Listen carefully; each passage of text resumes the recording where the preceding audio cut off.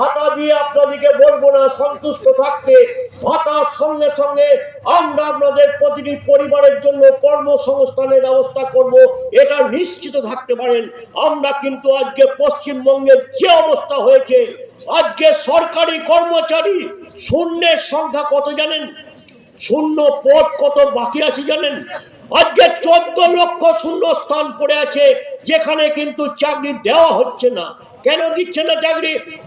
চাকরি না দেওয়ার পেছনে কারণ, চাকরি বিক্রি করছে, বারবার বারবার পরীক্ষা নিচ্ছে, টাকা তুলছে, নিয়োগপত্র দিচ্ছে না। আপনারা জানেন 26,000 শিক্ষকের চাকরি চলে গেছে। আজকে সেই জায়গায় দাঁড়িয়ে পুলিশের রিক্রুটমেন্ট নেই।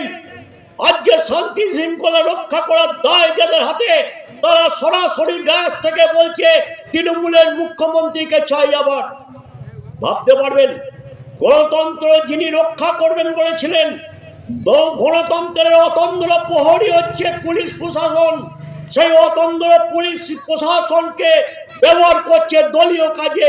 তাদের পুলিশ ওয়েলফেয়ার কমিটি তারা মিটিং করে, সভা করে কি বলছে যে আমরা চতুর্থবারের জন্য মুখ্যমন্ত্রী মমতা ব্যানার্জিকে দেখতে চাই। হ্যাঁ, আপনারা দেখতে চান, কিন্তু আপনারা দেখতে পাবেন না, কারণ এবারকার নির্বাচন এই মমতা পুলিশের হাত দিয়ে হবে না। এবারকার নির্বাচন হবে কেন্দ্রীয় বাহিনী দিয়ে, কারণ ঠিক করার মালিক হচ্ছে নির্বাচন কমিশন। নির্বাচন কমিশন এখানকার মতো রাজ্য নির্বাচন কমিশনের মতো তোতা পাখি নয় যে মমতা ব্যানার্জি ডেকে পাঠাবে আর রাজ্য নির্বাচন কমিশন সেই কাজ করবে। ভুলে যান সে কথা। আগামী নির্বাচন হবে কেন্দ্রীয় বাহিনীর মাধ্যমে। বুথের ভেতরে যেমন থাকবে সৈন্যবাহিনী, রাস্তাতেও থাকবে সৈন্যবাহিনী। যারা ভোট দিতে ভয় পাবেন, সৈন্যবাহিনী আপনার বাড়ি গিয়ে আপনাকে নিয়ে আসবে ভোট দেওয়ার জন্য। আর ভোট গণনা কেন্দ্রে চিন্তা নেই, রাজ্য সরকারের ওই আইএস অফিসাররা, ওই এসডিও বিডিওরা, তারা ভোট গণনা কেন্দ্রের ধারে কাছে ঘেঁটতে পারবে না। এবার সেইভাবে নির্বাচন হবে, কারণ মমতা ব্যানার্জির সরকার আমাদেরকে দেখিয়ে দিয়েছে যে নির্বাচন কিভাবে প্রহসনে পরিণত করতে হয়। তাই কেন্দ্রীয় সরকার তথা নির্বাচন কমিশন তিনি জেনে গেছেন। আপনারা অনেকেই জানেন না, নির্বাচন কমিশনের হাতে এত ক্ষমতা দিয়েছে সংবিধান, যা কেন্দ্রীয় সরকারের হাতেও অত ক্ষমতা নেই। তাই নির্বাচন কমিশন তিনি নিজে দেখছেন যে আজকে এসআইআর করতে এসে পুলিশ কিভাবে নিষ্ক্রিয় থাকছে, পুলিশ কিভাবে তৃণমূলের সঙ্গে দালালি করছে, কিভাবে আজকে কেন্দ্রীয় নির্বাচন কমিশন আজকে এখানে এসে বারবার অত্যাচারিত হচ্ছে, তারা কাজে বাধা প্রাপ্ত হচ্ছে। যত বাধা দিচ্ছে তত কিন্তু কেন্দ্রীয় নির্বাচন কমিশন সজাগ হচ্ছে। পশ্চিমবঙ্গের নির্বাচন কিভাবে হয় তাদের যেমন পূর্ব অভিজ্ঞতা রয়েছে, এবারকার নির্বাচনের অভিজ্ঞতা তার থেকেও বেশি বাড়বে। তাই আজকে রাজ্যের মানুষকে একটা কথা বলতে চাই, অন্যান্য রাজ্যের ন্যায় পশ্চিমবঙ্গ যাতে মাথা তুলে দাঁড়াতে পারে, পশ্চিমবঙ্গের যুব সমাজের মুখে যেন হাসি আবার দেখতে পাওয়া যায়, পশ্চিমবঙ্গের মা বোনরা যেন নির্ভয়ে রাস্তায় বেরোতে পারে, তারই শপথ নিয়ে ভারতীয় জনতা পার্টি এই 2026 সালে পশ্চিমবঙ্গে নতুন করে রাজ্যে প্রতিষ্ঠিত হবে, মানুষের স্বার্থে হবে। আর যারা ভাবছে তৃণমূলের সঙ্গে বিজেপির লড়াই, না, এ লড়াই তৃণমূলের সঙ্গে বিজেপির লড়াই নয়। এই বাংলার স্বার্থে বাংলার মানুষের সঙ্গে মমতা ব্যানার্জির লড়াই, বাংলার জনতার সঙ্গে তৃণমূলের লড়াই হবে, মমতা ব্যানার্জির লড়াই হবে। এ লড়াই শুধু বিজেপির একা নয়, এ লড়াই পশ্চিমবঙ্গের অস্তিত্বের লড়াই, এ লড়াই বাংলার মানুষের বেঁচে থাকার লড়াই, এ লড়াই বাংলার মানুষের রুজি রোজগারের লড়াই, এ লড়াই বাংলার যে অস্মিতা, সুজলাং সুফলাং বাংলা, সেই বাংলাকে ফিরিয়ে আনার লড়াই। আর এই বাংলার লড়াইয়ে সামিল হয়েছে বাংলার মানুষ। এ লড়াই শুধু বিজেপির মধ্যে সীমাবদ্ধ থাকবে না, এ লড়াই বাংলার যে মানুষ আছেন, বাংলার জনতার সঙ্গে মমতার যে লড়াই, সেই লড়াইয়ে আগামী 26 সালেই সেই লড়াইয়ে সমাপ্ত হবে। সেই লড়াইয়ে ভারতীয় জনতা পার্টি জিতবে, বাংলার মানুষ জিতবে।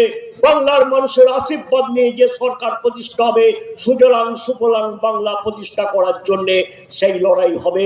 এই লড়াইয়ের আপনাদের অস্তিত্বের লড়াই, যুব সমাজের বাঁচার লড়াই, শিক্ষিত ছেলেদের নতুন করে হাসি ফোটানোর লড়াই, নতুন সূর্যোদয় হবেই এই আশা রেখে আমি আমার বক্তব্য শেষ করছি। জয় হিন্দ, বন্দে মাতরম। সবাই ভালো থাকুন, সুস্থ থাকুন। ধন্যবাদ। মন্তেশ্বর বিধানসভার ইনচার্জ বক্তব্য রাখার জন্য ওনাকে অসংখ্য ধন্যবাদ। এরপর আপনাদের মধ্যে বক্তব্য রাখবেন আমাদের এই বিধানসভার দীর্ঘদিনের লড়াকু নেতা মাননীয় দেবী প্রসাদ চৌধুরী মহাশয়। ওনাকে বক্তব্য রাখার জন্য অনুরোধ করছি।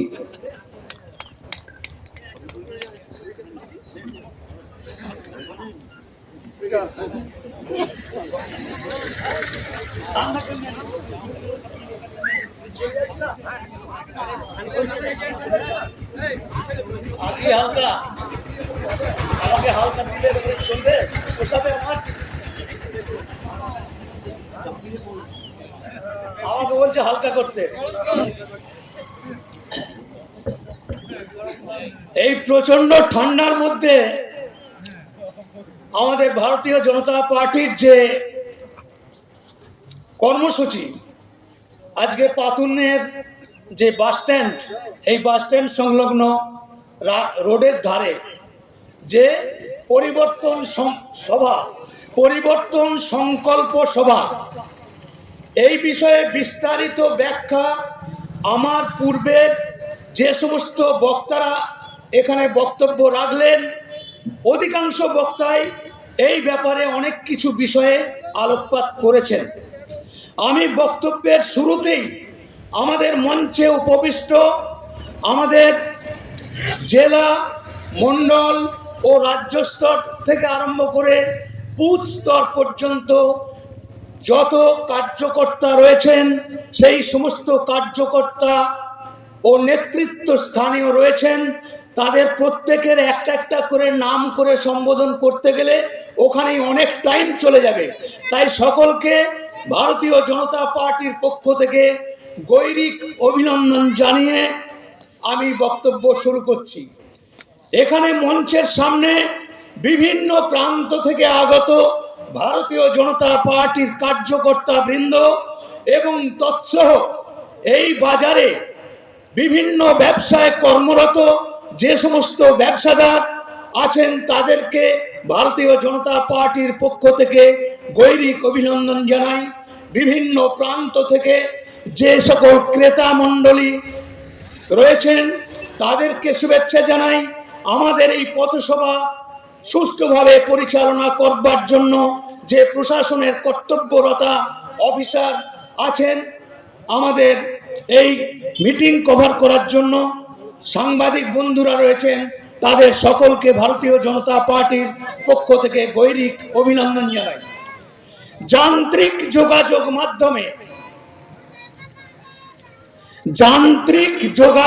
মাধ্যমে আমার কণ্ঠস্বর যতদূর পর্যন্ত পৌঁছাচ্ছে, এতদ অঞ্চলের শুভবুদ্ধি সম্পন্ন রাজনৈতিক সচেতন ব্যক্তি ও পার্শ্ববর্তী বাড়ির কর্তব্যরতা মা ও পিতৃস্থানীয়দের বিনম্র শ্রদ্ধা জানাই, সমবয়সীদের জানাই গৈরিক অভিনন্দন। আমার থেকে বয়সে ছোট তাদের জানাই স্নেহের আন্তরিক ভালোবাসা। আর কয়েকদিন পরই দেবী সরস্বতীর পুজো, তাই দেবী সরস্বতীর প্রণাম মন্ত্র দিয়ে আমি সূচনা করতে চাই। কজ্জল পূরিত লোচন ভালে নপুযুগ শোভিত মুক্তার হারে, বীণা পুস্তক রঞ্জিত হস্তে ভগবতী ভারতী দেবী নমস্তুতে। দেবী সরস্বতীর বন্দনা এই জন্যে করলাম, এই যে মঞ্চে বহু মানুষের সামনে আমরা ঘন্টার পর ঘন্টা বক্তব্য রাখার মতো প্রেরণা পাই, দেবী সরস্বতীর আশীর্বাদ ধন্য আমরা যারাই বক্তব্য রেখেছেন, এটা তাদের একটা ঐশ্বরিক ক্ষমতা ও দেবী সরস্বতীর আশীর্বাদ না থাকলে এইভাবে গুছিয়ে মানুষের কাছে বিভিন্ন বিষয়ের ওপরে বক্তব্য রাখা এটাও কিন্তু খুব একটা সহজ কাজ নয়। তাই দেবী সরস্বতীর প্রতি শ্রদ্ধা নিবেদন করে আমি দু চার কথা বলতে চাই। আমাকে আগেই বলে দিয়েছে, মানে আমার সর্বনাশ আগেই করে দিয়েছে যে দাদা টাইম আমাদের যা আছে তো আপনাকে শর্টে বলতে হবে, আর এই শর্টে বলতে বললেই আমার মটকা গরম হয়ে যায়। কারণ যে লোকটা 4 ঘন্টার নিচে যাক তাওয়া গরম হয় না, যে লোকটা অনর্গল 4 ঘন্টার মতো বক্তব্য রাখার ক্ষমতা রাখে, তথ্য প্রমাণ সাপেক্ষ বক্তব্য রাখার যার ক্ষমতা আছে অনর্গল 4 ঘন্টা, এরকম বহু দৃষ্টান্ত আমার আছে, অনেক প্রমাণ আছে, আমার এই মোবাইলেতেই আছে। তা আমার সর্বনাশটা তো আগেই করে দিল। আর পূর্ববর্তী বক্তারা তো সবকিছু বলে দিয়েছে, আমি আর কি বলবো। তবুও বিশেষভাবে আমাদের রাজ্যের মাননীয়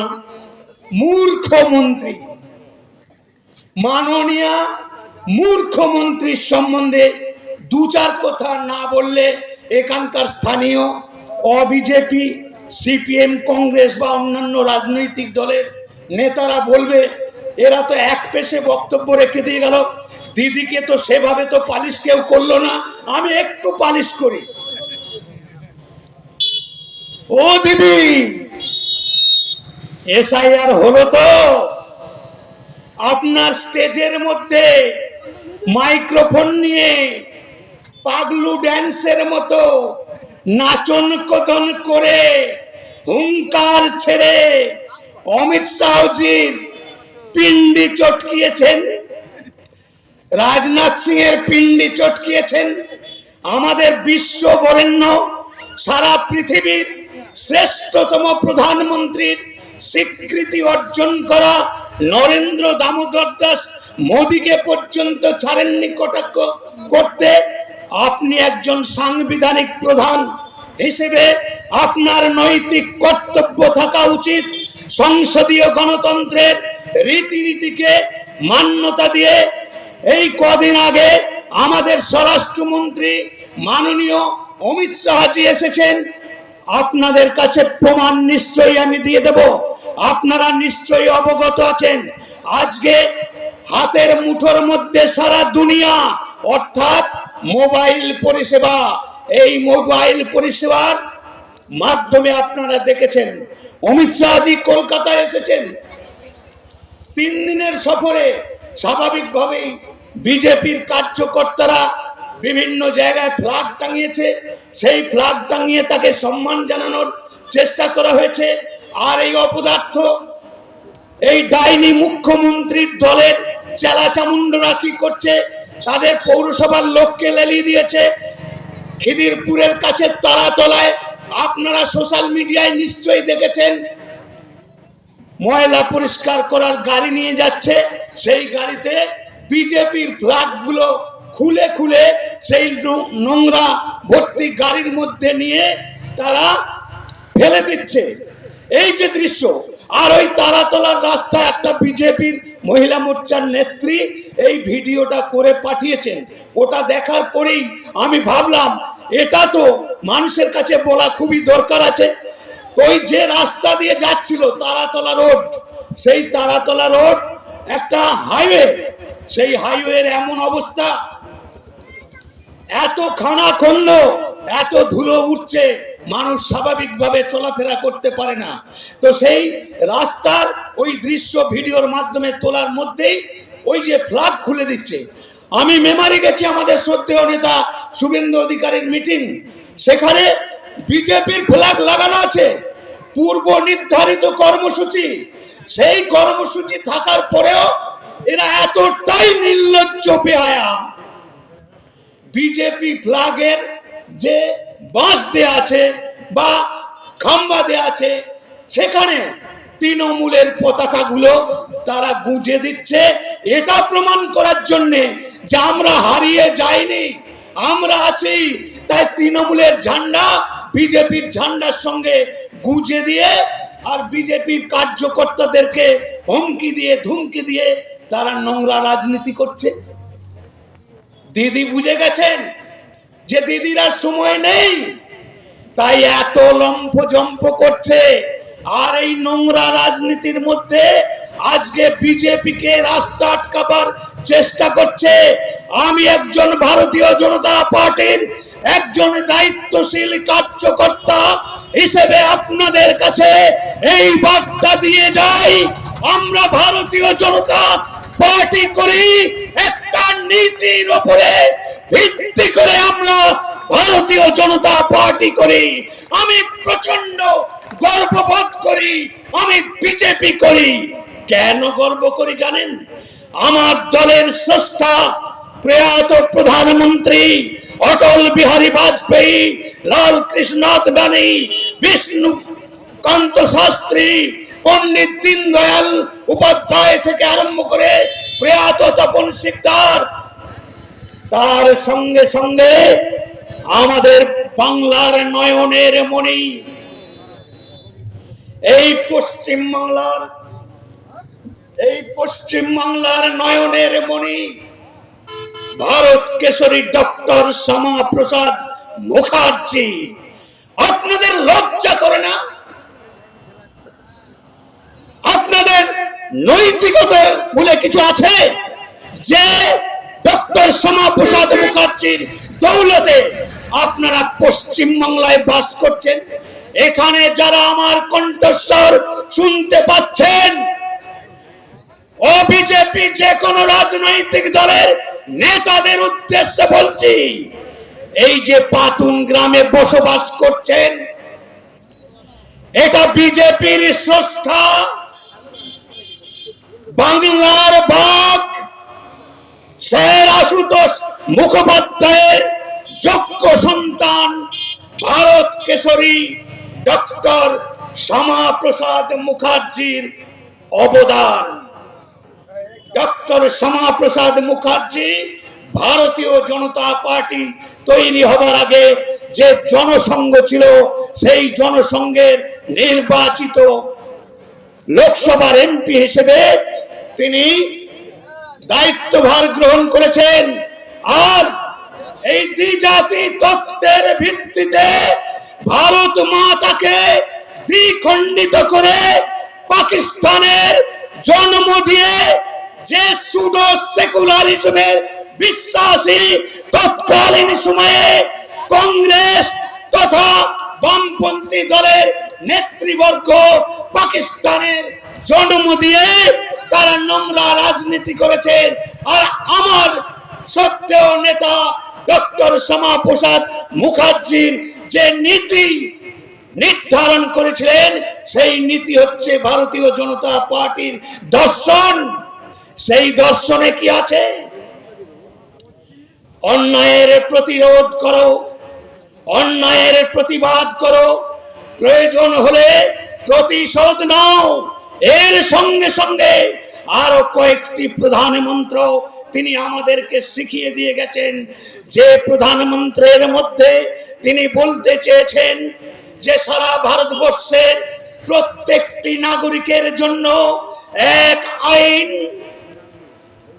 এক নিশান, এক বিধান, ঋণ মুক্ত কৃষাণ, কর মুক্ত বাসস্থান, শোষণহীন হিন্দুস্তান।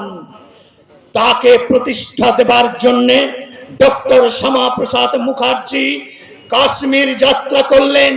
কাশ্মীরের বুকে ভারতবর্ষের স্বাধীনতা প্রাপ্তির প্রাক্কালে যে বিষ বৃক্ষ কাশ্মীরের মানুষের জন্য বিশেষ সুবিধা পাইয়ে দেবার জন্য যে 370 ধারা নামক একটি ধারাকে টেম্পোরারি ভাবে লাগু করা হয়েছিল, আপনারা জানেন। আমি তৃণমূলের নেতাদের বলতে চাই, কানে খুলে শুনে রাখুন, ভিডিও টেপ করে নিয়ে যান। এই 370 ধারা কাশ্মীরের বুকে লাগু থাকার জন্য সারা ভারতবর্ষের তৎকালীন সময়ে অর্থাৎ শ্রদ্ধেয় অটল বিহারী বাজপেয়ী প্রধানমন্ত্রী হবার আগের যে স্ট্যাটিস্টিক্স, সেই স্ট্যাটিস্টিক্স অনুযায়ী তৎকালীন সময়ে ভারতবাসীর মাথায় 5,57,000 কোটি টাকা বৈদেশিক এবং অভ্যন্তরীণ ঋণের বোঝা। তৎকালীন সময়ে একটা শিশু জন্মগ্রহণ করলে তার মাথায় 38,000 টাকা ঋণের বোঝা নিয়ে সেই শিশুকে জন্মগ্রহণ করতে হতো।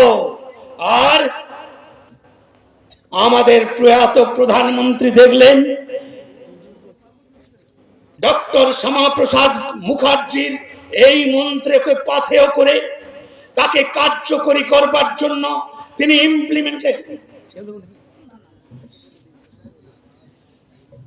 তাকে সার্থক রূপ দেবার জন্য তিনি প্রথম 13 মাসের সরকারে আসার পরে, আর তৃণমূলের নেতাদের বলছি, কান খুলে শুনে রাখুন, লিখে রাখুন, 13 মাসের সরকারে আমাদের প্রয়াত বিশ্ববরেণ্য আরেক প্রধানমন্ত্রী তিনি ভারতবাসীর কল্যাণে তিনি জনমুখী 36টা যোজনা ঘোষণা করেছেন। তার সুফল অতি বড় তৃণমূলের পরিবারের সদস্যরা যারা বিজেপির কর্মীদেরকে প্রতি পদে পদে হুঙ্কার ধমকি, এমনকি আমাকে পর্যন্ত, এই পাতুন গ্রামের সংখ্যালঘু সম্প্রদায়ের কয়েকজন দুষ্কৃতী আমাকে আক্রমণ করেছিল। আমি প্রকাশ্যে কোথাও বলিনি, আমি আজকে সুযোগ পেয়েছি। আমাকে বলেছিল আমি দিলীপ ঘোষের মিটিং এ কেন গেছি, দিলীপ ঘোষ কাটোয়ায় মিটিং করছিল, সেখান থেকে ফেরার পথে মন্তেশ্বরে আমার এই উত্তরীয় আমার গলায় পেঁচিয়ে ধরে ভাটচর পার্টি অফিসে ঢুকিয়েছিল। আমাকে মারতে মারতে এক জায়গায় নয়, মন্তেশ্বরে, ভাটচয়, ওখান থেকে ফের আবার ফোনের মাধ্যমে খবর করে দিয়েছে। এই পাতুন ঢোকবার মুখে আবার আমাকে চর থাপ্পড় মারতে তারা দ্বিধা সংকোচ করেনি। বলছে দিলীপ ঘোষকে আমরা একটি খারাপ ভাষা বলছি, দিলীপ ঘোষকে আমরা কেলিয়েছি। ঠিক এই ভাষা প্রয়োগ করে আমাকে মারধর করেছে। আমি সেই সমস্ত গুন্ডাদের উদ্দেশ্যে বলতে চাই, আমি দেবপ্রসাদ চৌধুরী, আমার পুটসুরি বাড়ি, আপনার ক্ষমতা থাকলে আমাকে জানে মেরে ফেলুন। আমি থানা পুলিশ করিনি, কোর্ট কাচারি করিনি, আপনারা আমাকে মেরে ফেলতে চেয়েছিলেন। সেই দিনের ঘটনা আজ আমি এই গেরুয়া মঞ্চে আপনাদের জবাব দেবার জন্য আমি আজকে এসেছি। আমার কণ্ঠরুদ্ধ করতে পারবেন না। রাখে রাম তো মারে কোন, আর মারে রাম তো রাখে কোন। আপনাদের দিন ঘড়ি এসেছে, সাবধান হয়ে যান। এই দিন চিরদিন কাহারও সমান নাই যায়, এটা দিদিও বুঝতে পেরেছে, আপনারাও বুঝতে পেরেছেন। আমি প্রমাণ দিয়ে যাচ্ছি। এই যে দিলীপ ঘোষ হেরে গেছে বলে আমাকে সালাবাঞ্চত করে আমার উত্তরীয় পেঁচিয়ে ধরে আমাকে মেরে ফেলবার পরিকল্পনা করেছিলেন, আমি তাদের উদ্দেশ্যে বলতে চাই, দিলীপ ঘোষ হারেনি। দিলীপ ঘোষ হারেনি। আজকে প্রমাণ হলো, এই প্রমাণটা আপনারা শুনে যান। এই যে এসআইআর হচ্ছে, এই এসআইআর এ কি প্রমাণ হলো? 58,20,000-এর উপরে ভোটারের নাম বাদ চলে গেছে। 58,20,000-কে পশ্চিমবাংলার 294টা সিট দিয়ে ভাগ করুন, কত পড়বে? 294টা বিধানসভায় 20,000 করে ভোটারের নাম বাতিল গেছে। আর দিদি যে কেন্দ্র থেকে উপনির্বাচনে দাঁড়িয়েছিলেন, দিদিও হেরেছেন শুভেন্দু অধিকারীর কাছে। আবার ভবানীপুর কেন্দ্রে তিনি উপনির্বাচনে দাঁড়িয়েছিলেন। ভবানীপুর কেন্দ্র, যেটা ফিরহাদ হাকিম বলে মিনি পাকিস্তান। আমি আপনাদের উদ্দেশ্যে বলতে চাই যে আপনারা ক্যালকুলেশন করে দেখে নিন, ভবানীপুর কেন্দ্রে 44,595 জনের ভোটারের নাম বাদ গেছে। তাহলে দিদি জিতলেন কি করে? পশ্চিমবাংলায় 2021 সালের নির্বাচনে ভারতীয় জনতা পার্টি হারেনি। তাকে এই জালিয়াতি করে, এই জুয়া চুরি করে লোকসভা নির্বাচন, পঞ্চায়েত নির্বাচন, বিধানসভা নির্বাচন, পৌরসভা নির্বাচনে আজকে প্রমাণ হয়ে যাচ্ছে যে বৈধ ভোটারের মাধ্যমে তারা নির্বাচিত হয়নি। তাই দিলীপ ঘোষও এখানে জেতেনি। তারপরেও হম্মি তুম্মি করে বিজেপির, এইখানে আমি দেখে গেছি আমাদের বিজেপির একজন কার্যকর্তার একটা পোলট্রি মুরগি মাংস বিক্রি করার দোকান। ভোট পরবর্তীকালে সেই ছেলেটার দোকান ভেঙে তাকে মারধর করে আপনারা অত্যাচার করেছেন। আপনারা অত্যাচার করছেন, ভারতীয় জনতা পার্টি অত্যাচার করতে জানে না? তারা কি চুরি করে বসে আছে? তারা যেদিন মারতে আরম্ভ করবে, বাচাধন করতে ঢুকে যাবেন। আমরা নোংরামি করতে চাই না। আমরা গণতন্ত্রের উপরে বিশ্বাস রাখি, মানুষের প্রতি আমরা শ্রদ্ধাশীল। তাই সংবিধানের প্রতি শ্রদ্ধাশীল বলেই আমরা নোংরা রাজনীতি করি না। এটা ভারতীয় জনতা পার্টির কালচার নয়। তাই আমাকে নির্দেশ দেওয়া হয়েছে, যদি ভবিষ্যতে এইখানে আবার কোনোদিন সময় পাই তো আমি গুছিয়ে আপনাদেরকে আরো কিছু তথ্য দিয়ে আমি এখানে আপনারা ভেবেন না এই পাতুন গ্রামেও আমার অনেক আত্মীয় আছে। এই ধেনুগ্রাম, এই ডাউকোডাঙ্গা গ্রাম, গোলাতুন গ্রামে আমার প্রচুর আত্মীয় আছে এবং বিত্তশালী আত্মীয় আছে। আমি আত্মীয়তা ফলাতে আসিনি, এটা আপনাদের জানিয়ে দিলাম যে আমার সঙ্গে যে আচরণ করেছেন, আমরা যদি আরম্ভ করি, আমরা করতে পারি না। আপনারা গুলি বোমা বন্দুক দেখাচ্ছেন, আমরাও পারি, কিন্তু আমরা গণতন্ত্রের প্রতি শ্রদ্ধাশীল। তাই নোংরা রাজনীতি আমরা করিনি আর করতে চাইও না। আসন্ন বিধানসভা নির্বাচনে আমার পূর্ববর্তী বক্তারা যে যে বিষয়গুলো আপনাদের সামনে আলোকপাত করে গেছেন, আমি নতুন করে বলতে চাই না। আমি করজোরে সকল শুভবুদ্ধি সম্পন্ন রাজনৈতিক সচেতন ব্যক্তিদের উদ্দেশ্যে, বিশেষ করে সংখ্যালঘু সম্প্রদায়ের মানুষদের কাছে একটি বার্তা দিয়ে যাই যে আপনারা যে রামে আপনাদের এত রুচি, আমি গেরুয়া পড়েছি বলে আপনারা আমাকে আক্রমণ করলেন, মেরে ফেলতে চাইলেন। আমি সেই সমস্ত শিক্ষিত শুভবুদ্ধি মুসলমান ভাই বন্ধুদের কাছে বলতে চাই, আপনাদের কি জানা আছে? আপনাদের জানা আছে? আমার কাছে শুনুন। ओ दिन हिजाजी के बेकबाक बेरा कसमल पे ठहरा, तैर जिसने सातों समुंदर पार होके ओ डूबे गंगा के दाहनों में आकर। এই যে উর্দু কবিতা, এই উর্দু কবিতা একজন মুসলিম কবি লিখেছেন।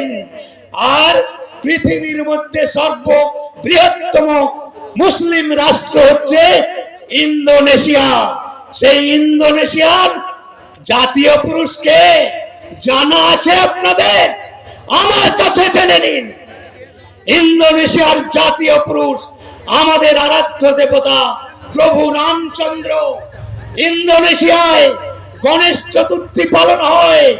ইন্দোনেশিয়ার মানুষ গীতা পাঠ করে, ইন্দোনেশিয়ার মানুষ কোরআন পাঠ যেমন করে, সেই রকম রামের প্রতি তারা শ্রদ্ধাশীল। তাদের ইন্দোনেশিয়ার পরিবারের যুব সমাজের নাম রাখা হয় ভারতীয় সংস্কৃতির প্রতি শ্রদ্ধাশীল হয়ে তারা তাদের সন্তান সন্ততিদের নাম রাখা হয়। আর আপনারা বলছেন আপনারা বুঝে নেবেন, বিজেপিকে বুঝে নেবেন। বিজেপির বিস্তৃতি জানেন?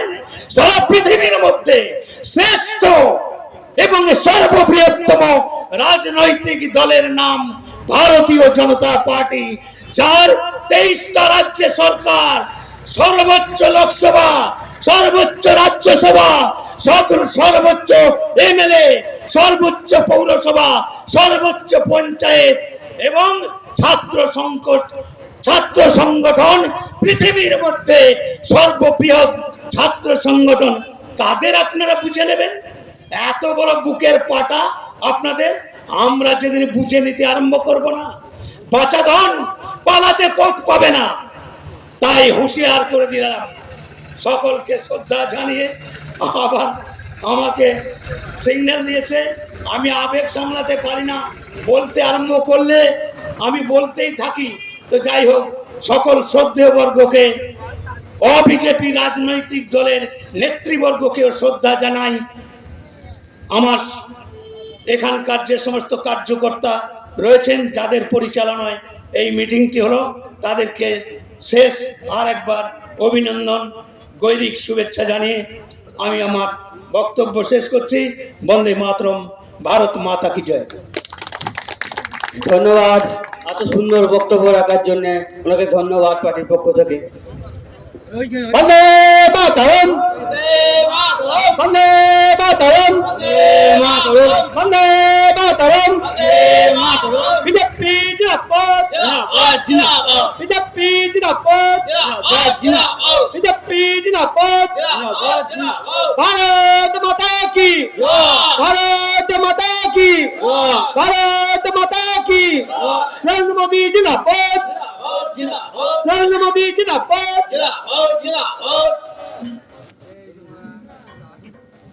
আজকের আমাদের পরিবর্তন সভা এইখানেই সমাপ্ত ঘোষণা করছি।